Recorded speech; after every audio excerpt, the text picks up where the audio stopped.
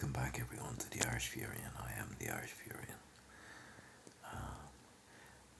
Just to tell you a personal memory of mine. Um, I was in art college, and I don't know whatever age I was. I was about 22 or something like that, 23, maybe 20, going on 24. But this girl came up to me, and she was in my year, and nice girl. And she comes over to me and says, "Are you from Bray as well?" So we're just trading off accents or whatever, something like that. And I said, "Yeah." She's originally from Bray, Bray, County Wicklow.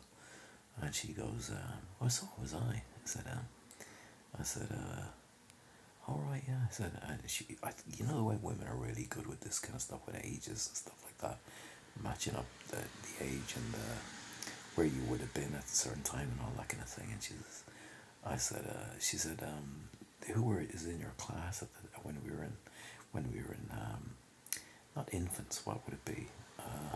First class, second class, and all that. I said, um, there was a guy next door to me who lived next door, two doors down, and he was kind of like a play friend at the time. A guy called James Kelly, and he was in our class, and she then recited a poem. From then, how the hell she remembered this, I don't know, but it just triggered the memory inside my head, and it was like James Kelly broke his belly, sliding down a lump of jelly, and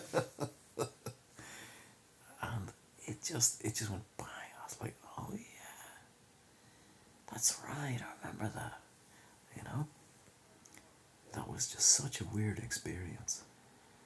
Remembering that rhyme to do with a friend who lived 2, 3 doors down from me, who I'd go down the back. Like, there was the backer, which is not the backer, but it was the back of our houses. It's like a little kind of rutty alleyway, but it was grotty with stones and things. But the back of his place had a metal door, I remember, and I remember talking in through it at James, and my dad coming down, telling me, bringing me back up, like. But I was talking to James through the door, and he had a little red race car that you could sit into and pedal it. I remember being really jealous and like fascinated by that. And James Kelly was in my class, and we had that little rhyme that we'd all made up, and this girl remembered it and recited it to me in first year in art college, years later, in a completely different city, a different part of Ireland, and it was just incredible. An incredible thing. I've had a few things like that happen to me. You know, I have another thing to do with my birth certificate. This is really bizarre because I had this friend Justin, and Justin was hanging out at the house one time in the town I was living in with my mother, my brother, and sister, and we were kind of saying, Justin, it's a bit cold outside. He was heading off, and do you want to? Maybe you should.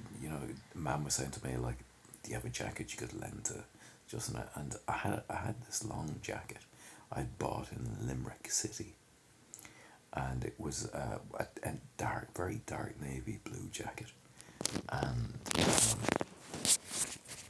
very dark. I'm just worried that my finger was over the microphone.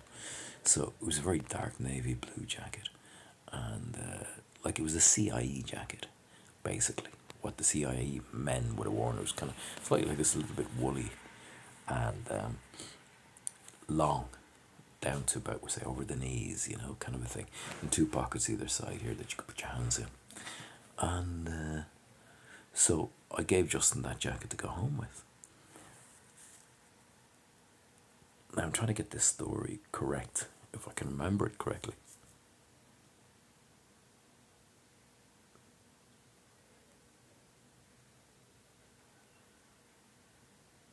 Now, I'm not sure if I'm remembering correctly, but I think at a later stage, a lot later, Justin gave me back the jacket.